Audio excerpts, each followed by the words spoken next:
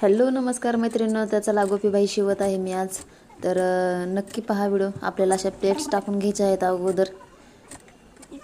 गोपीबाई एकदम सोपी पद्धत आहे. आणि त्याच्यानंतर आपण बाहीचं माप पेपरवरती काढायचं आणि तेच माप आपण इथं स्टिच करताना याला स्टिच करून घ्यायचं आहे, कारण आकार द्यायला एकदम सोपं आणि इझी पद्धत आहे. नक्की पहा.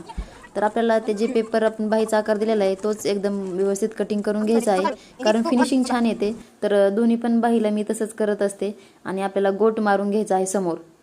तर कधी कधी आपण आपल्याकडे कपडा मॅचिंग नसेल तर आपण अस्तरचाही मारू शकतो, जसं की मी अस्तरचाच घेतलेला आहे, कारण एकदम छान फिनिशिंग येते त्याने आणि एकदम व्यवस्थित बसते. त्याच्या प्लेट्स वगैरे एकदम छान बसतात.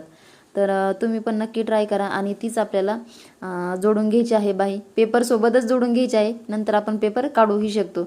तर अस्तर लावलेलं नाही मी, बिना अस्तरचीच आहे ती.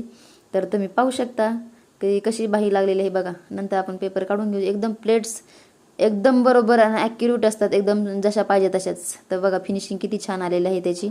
तर तुम्ही पाहू शकता. एकदम इझी आणि एकदम सोपी पद्धत आहे. नक्की ट्राय करा तुम्ही पण, नक्कीच जमेल.